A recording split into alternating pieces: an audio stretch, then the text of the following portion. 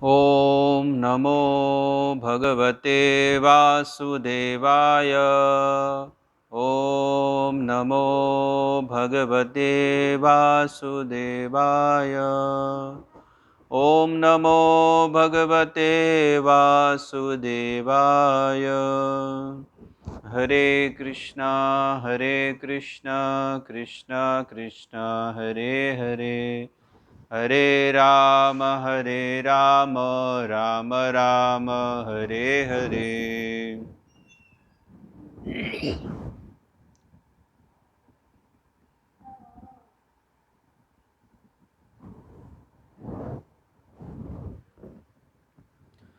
सभी का स्वागत है इस गरुड़ पुराण अंतर्गत वर्णाश्रम एवं आश्रम धर्मों का निरूपण। वर्णाश्रम धर्म में क्या क्या बताया है ब्रह्मा जी ने वेदव्यास जी को, ये पद्म पुराण ग्रंथ में बताया है। तो आइए हम इसके चर्चा करें और इसका रसास्वादन करें। ब्रह्मा जी ने कहा, हे वेदव्यास महाराज, स्वयंभू मनु आदि शास्त्रकारों के द्वारा पूज्य तथा सृष्टि स्थिति और प्रलय करने वाले भगवान हरि की पूजा ब्राह्मण आदि चारों वर्ण और अपने अपने धर्म के अनुसार करते हैं। मैं पृथक पृथक रूप से उनके धर्मों को कह रहा हूँ, आप उसे सावधानी पूर्वक सुने। हे ब्राह्मण श्रेष्ठ, यजन याजन दान प्रतिग्रह अध्ययन और अध्यापन, ये 6 कर्म ब्राह्मण के धर्म है। सबसे पहला यजन याजन अर्थात खुद पढ़ाई करना और दूसरों को भी वेदों को सिखाना, और दान देना, ब्राह्मण का भी ये कर्तव्य है कि उसे भी दान देना। प्रतिग्रह अध्ययन और अध्यापन, इस प्रकार से ब्राह्मण के कर्म बताए हैं। दान अध्ययन तथा यज्ञ, ये क्षत्रिय के वर्ण बताए गए हैं, और वैश्य के भी ये साधारण धर्म है। इसके अतिरिक्त दंड क्षत्रिय के लिए और कृषि अर्थात व्यापार करना, गायों की सेवा करना, खेतीबाड़ी करना, ये वैश्य के धर्म बताए हैं। ब्राह्मण, क्षत्रिय और वैश्य, इन तीनों द्विजातियों की सेवा करना ये शूद्र का धर्म है। शिल्पकारी उनकी आजीविका है। धर्म अनुसार वे पाक यज्ञ संस्था का निर्ग्रह भी कर सकते हैं।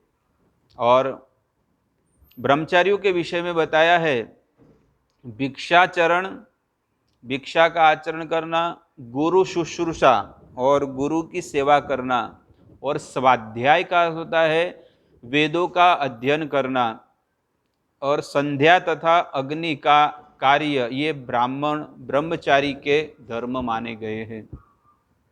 चारों आश्रमों के 2 भेद माने गए हैं।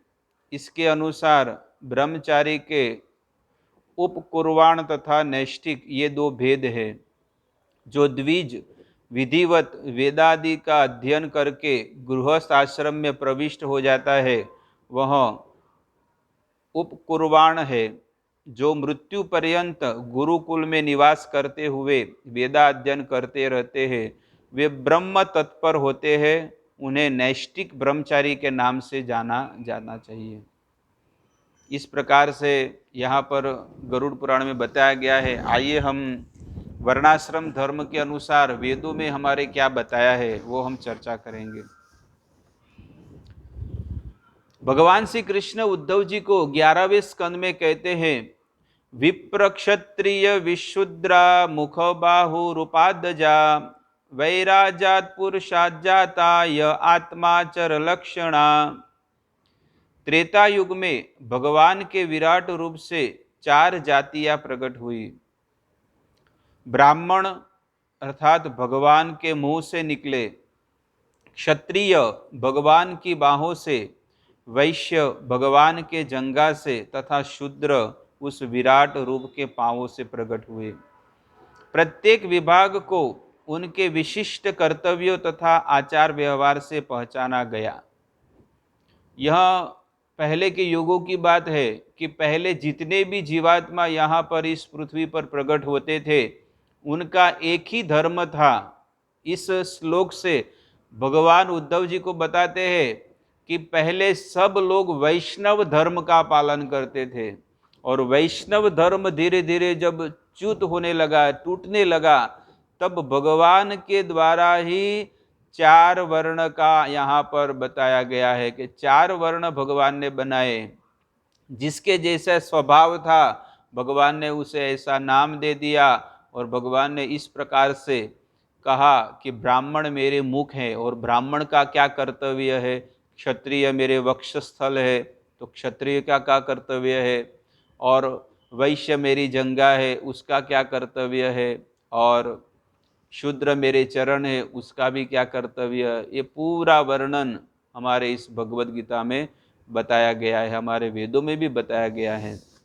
तो इस प्रकार से आगे और उद्धव जी को कहते हैं, गृहाश्रमो जधनतो ब्रह्मचर्य हृदो मम वक्षस्थलाद निवासो संन्यास शीर्षि स्थितः। विवाहित जीवन में मेरे विश्व रूप से जधन प्रदेश से प्रकट हुआ है, अर्थात जो गृहस्थ जीवन में जीते हैं पति और पत्नी, कहते हैं कि बहुत ही कष्ट है उसमें, और ब्रह्मचारी मेरे हृदय से निकले हुए हैं। भगवान श्री कृष्ण जब अपने धाम में जा रहे थे उसी समय उद्धव जी को उपदेश दिए हैं बद्रीनाथ में, और वही उपदेश लास्ट जो उपदेश बताया है वो यहाँ पर बताया गया है कि ब्रह्मचारी कौन है, तब कहते हैं मेरे हृदय है, मेरे हृदय से निकले हैं। और जंगल में निवास करने वाला विरक्त जीवन में वक्षस्थल है, कहते हैं जो जंगल में निवास करते वानप्रस्थी होते हैं, हरिद्वार वृंदावन ऐसे भगवान के जो धाम है वहाँ पर जाकर 24 घंटा अहरनिश रात दिन केवल भजन में लगे हुए हैं, भगवान कहते हैं वो मेरे वक्षस्थल है। इस प्रकार से आगे कहते हैं कि सन्यास मेरे विश्व रूप के सिर के भीतर स्थित है। और सन्यास आश्रम क्या है, तब कहते हैं सन्यास मेरे सिर, मेरा मुख है। इस प्रकार से भगवान 4 आश्रमों का वर्णन बताते हैं। लेकिन सबसे ज़्यादा अगर क्लेश और कष्ट है तो सबसे ज़्यादा क्लेश और कष्ट केवल एकमात्र गृहस्थ जीवन में है। ब्रह्मचारी जीवन में कोई झंझटमारी नहीं है, वानप्रस्थी जीवन में भी कोई मगजमारी नहीं है, संन्यास आश्रम में भी कोई दुख और कष्ट नहीं है। कष्ट तो केवल एक ही व्यक्ति को है और वो है गृहस्थ को।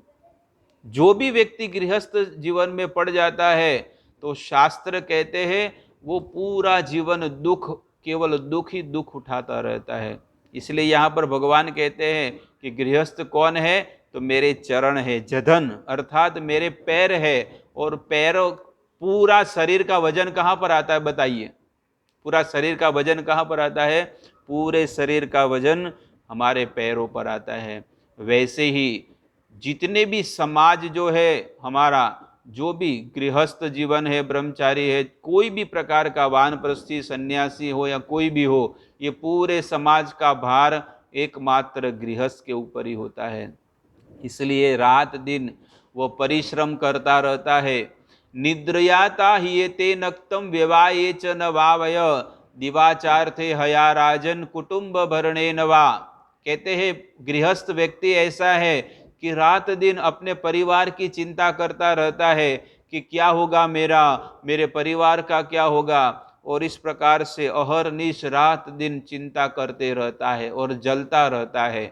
किस प्रकार से जलता है, जैसे एक दिया होता है बाती में कैसे जलता है, खुद तो जलता है लेकिन दूसरों को प्रकाश देता है, वैसे गृहस्थ जीवन में जो व्यक्ति फंसा हुआ है खुद तो दुखी होता है, बहुत परेशानी उठाता है, लेकिन किसके लिए, दूसरों के लिए, पत्नी के लिए, परिवार के लिए, रिश्तेदारों के लिए, सबको खुश करता रहता है। हाँ हाँ मजा आ गया, आनंद आ गया, खाओ खाओ, बस ऐसा रात दिन चिंतन करते रहते हैं। तो प्रहलाद महाराज अपने पिता को उपदेश देते हैं, तत्साधु मन्ये असुर वर्य देही नाम सदा समुद्विग्न धियाम असदग्रहात हितवात्म पातम गृह अंध